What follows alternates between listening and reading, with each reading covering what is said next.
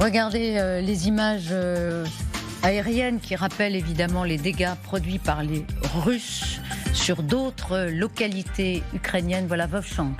Ça n'est pas Mariupol, ça n'est pas une grande ville ukrainienne, mais c'est le même traitement. C'est Attila. Rien ne repousse, ou en tout cas, tout est détruit après le passage des Russes qui, vous le savez, ont lancé maintenant plus d'une semaine cette offensive sur l'Est. Nous sommes toujours avec vous, Gallagher Fenwick, colonel Goya, Thierry Volton. On va tout de suite rejoindre la correspondante, l'envoyée spéciale de LCI TF1 sur place près de Kharkiv. Bonjour à vous Hélène Bonnet, merci d'être avec nous ce matin. Ma question est simple, est-ce que les Ukrainiens arrivent toujours à contenir les Russes, faute de pouvoir les repousser? Est-ce qu'ils arrivent toujours à les contenir comme Zelensky semblait le dire il y a quelques heures?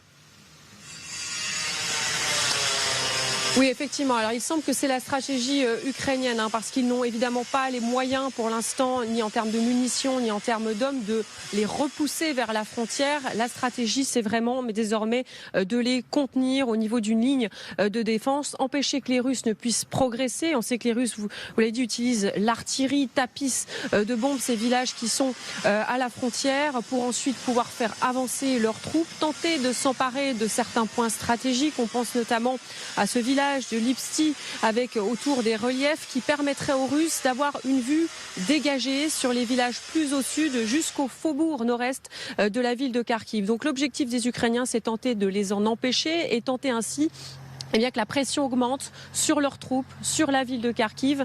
On sait que cette ville, c'est la deuxième du pays.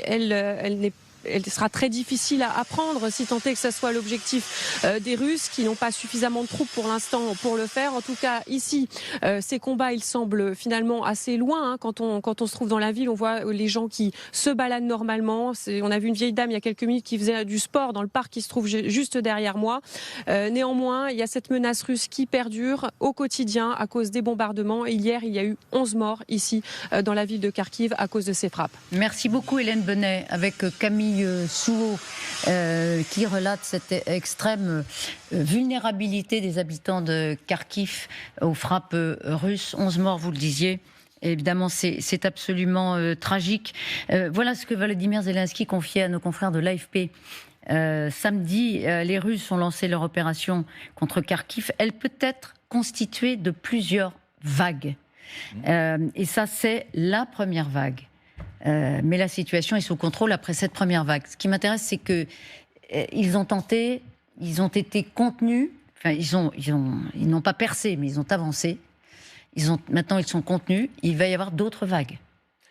Ça dépendra sans doute du résultat de cette première vague, justement. Alors, effectivement, les Russes ont engagé à l'intérieur du territoire ukrainien sans doute l'équivalent de 6 régiments. Donc, c'est relativement peu. C'est entre 6 000 et 10 000 hommes. Ça leur a permis d'établir une tête de pont le long de la frontière. Généralement, dans cette situation, on voit ce qui se passe. Donc, si ça, du côté russe, si ça continue à avancer, s'il y a moyen d'exploiter, peut-être qu'ils vont renforcer de ce front en disant que oui, il y a des choses à exploiter de ce côté-là, et donc on peut peut-être envoyer des forces qui sont dans le Donbass plutôt dans cette région. Si ça reste contenu au territoire, on peut se dire ok, on a obtenu un certain nombre de choses, un certain nombre de gains, on a une zone tampon, on a fixé des forces ukrainiennes, et puis ça suffit comme ça.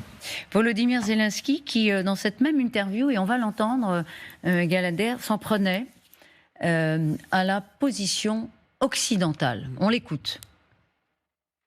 Nous nous trouvons dans une situation absurde où l'Occident craint que la Russie ne perde la guerre. Et ils ne veulent pas que l'Ukraine la perde. Car la victoire finale de l'Ukraine entraînera la défaite de la Russie. Et la victoire finale de la Russie entraînera la défaite de l'Ukraine. Et nous sommes ici avec vous en ce moment. Dans un tel moment et un tel défi pour tout le monde. Alors, en fait, ce qu'on retient dans cette démonstration, pas très claire, mais ce que je retiens, c'est que pour Zelensky, les Occidentaux ne veulent que l'Ukraine veulent que l'Ukraine ne perde pas, mais ne gagne pas non plus. C'est ça. C'est la conviction. C'est une provocation de Zelensky ou pas? Non, ne gagne pas, c'est que la Russie ne perde pas. Oui, attendez. Donc, mais c'est différent. Mais non, votre réaction, elle est très intéressante parce que Zelensky, s'il n'est pas clair, c'est précisément parce que nous ne le sommes pas et qu'il essaye d'expliquer notre position, qui est une position. Il est toujours d'une courtoisie qu'à la guerre.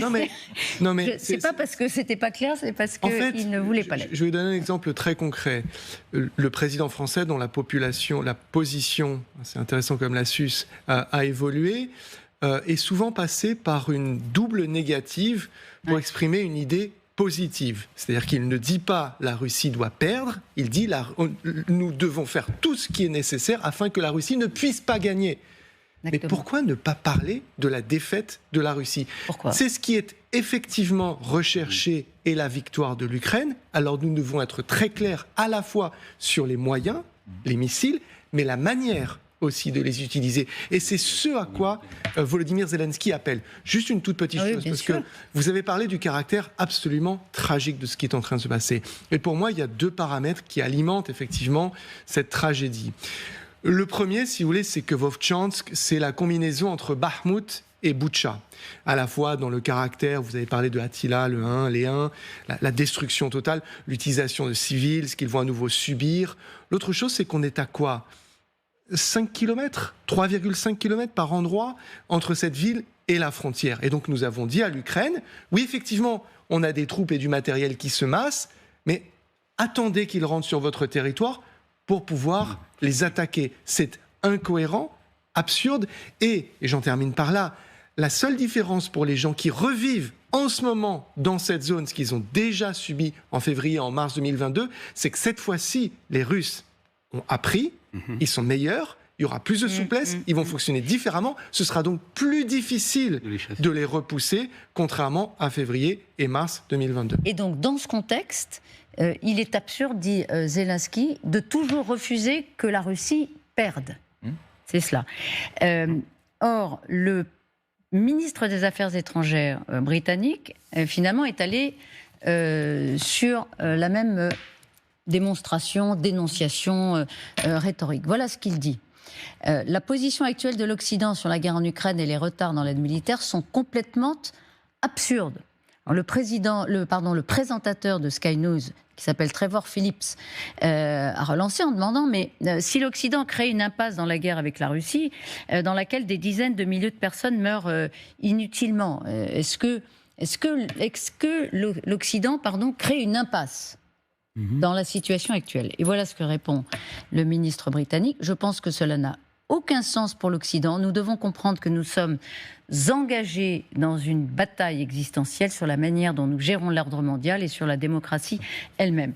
Les deux se rejoignent. Et Zelensky est le ministre britannique des Affaires étrangères. La position occidentale n'est plus tenable après plus de 2 ans de guerre. Une Russie qui s'est renforcée et toujours les craintes d'aller trop loin dans la riposte ukrainienne avec des armes occidentales. Oui, ça fait du bien d'entendre ça, excusez-moi de vous le dire, depuis longtemps je plaide là-dessus évidemment, et d'autres que moi bien sûr sur ce plateau.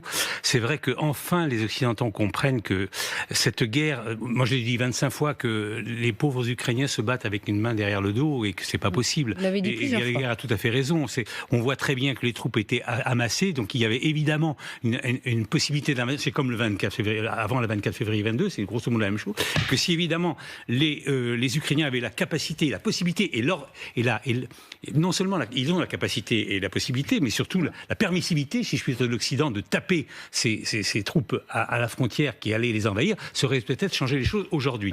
On a beaucoup dit qu'ils ne les avaient pas, ces armes. Alors, ils n'avaient ni la capacité, ni la permission. Ils ont quand même un certain nombre d'armes, je veux dire. Bon. Alors d'ailleurs, excusez-moi, mais je ne sais pas si vous avez vu que la Russie accuse les Ukrainiens d'utiliser des armes françaises, là, parce qu'il y a eu des offensives à Belgorod là, et d'autres choses, des armes françaises guidées à mer et des missiles anti-radar mais pardon, américains. Thierry, quand le confrère, le ministre des Affaires étrangères, le confrère de M. Séjourné, dit les Occidentaux sont absurdes.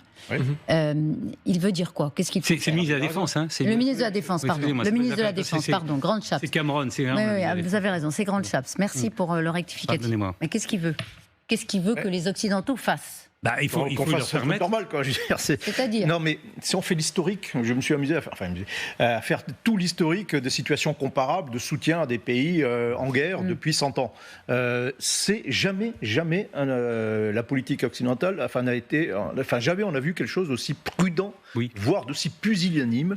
Jamais on a vu le dosage d'envoi de matériel. Est-ce que les chars, ça va pas être trop ceci? Est-ce qu'on envoie des armes offensives, machin, truc? Mais dans votre comparaison, il y avait des pays dotés de l'arme nucléaire en face? Oui, ça peut aussi. Ça peut aussi, Oui, d'accord. bien sûr. Donc, oui. Mais il y a ça, et puis ensuite il y a effectivement jamais on a interdit aux gens à qui on donnait de l'équipement de Jamais. Donc, Jamais. On a dit, non, mais vous ne pouvez pas taper sur votre adversaire. Je rappelle que c'est le droit international. Le droit international vous donne le droit, évidemment, lorsque vous êtes un pays agressé, de taper sur le pays agresseur, y compris sur son territoire. Dans le pays agresseur. Hein, oui, bien sûr. Évidemment. Et accessoirement, ce serait le moyen le plus rapide pour l'instant d'aider les Ukrainiens.